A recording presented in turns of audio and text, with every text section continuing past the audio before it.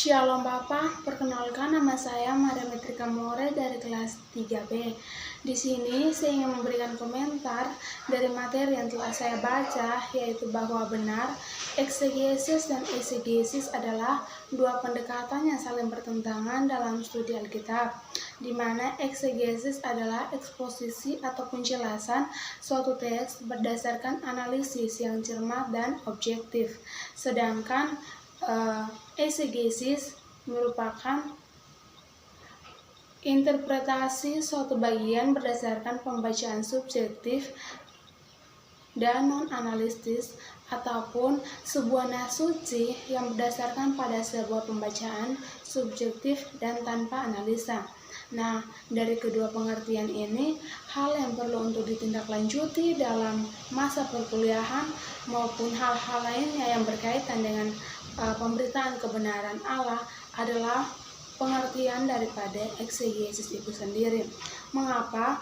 Karena pengertian dari eksegesis itu sendiri memampukan kita untuk bagaimana kita sebagai penafsir mampu memahami, menganalisa dengan benar isi dari ayat-ayat Alkitab tersebut secara baik dan mengambil sebuah kesimpulan dari ayat Alkitab tersebut serta menuntunnya keluar untuk disampaikan atau diberitakan kepada setiap orang.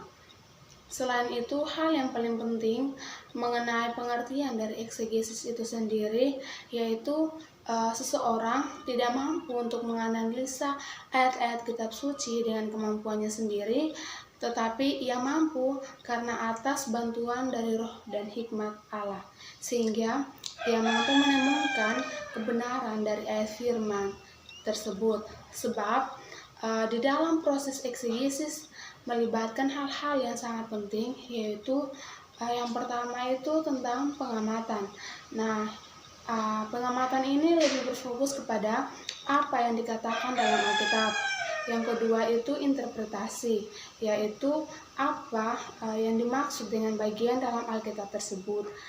Ketiga yaitu korelasi, yaitu bagaimana bagian Alkitab itu berhubungan dengan bagian lain dari Alkitab. Dan yang keempat yaitu penerapan, yaitu bagaimana seharusnya bagian Alkitab atau ayat kitab suci itu mempengaruhi kehidupan setiap orang. Jadi dengan proses-proses inilah setiap orang dapat menemukan arti dan kebenaran dari setiap ayat kitab suci yang dibaca.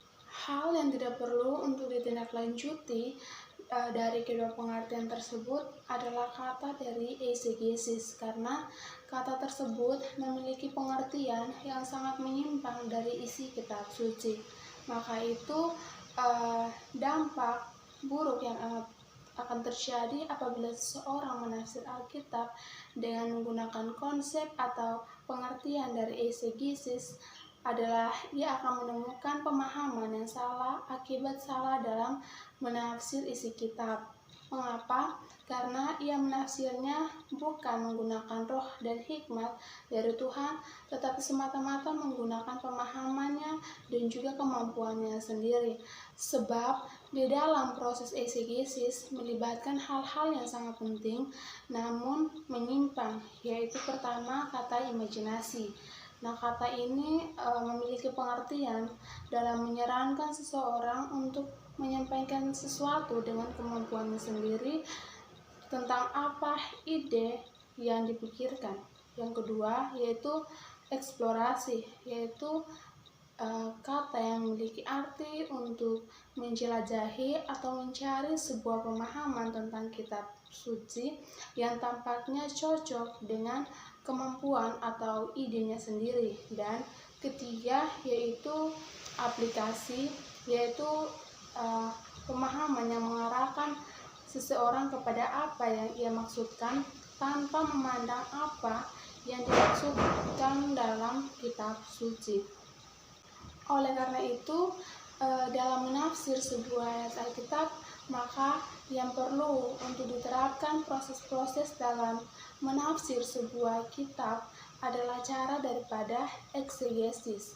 Nah, dengan menerapkannya, maka kita mampu untuk menemukan apa yang Allah maksudkan dalam kitab suci yang diceritakan mengenai bagaimana kehidupan kita yang secara umum telah disampaikan dalam Alkitab.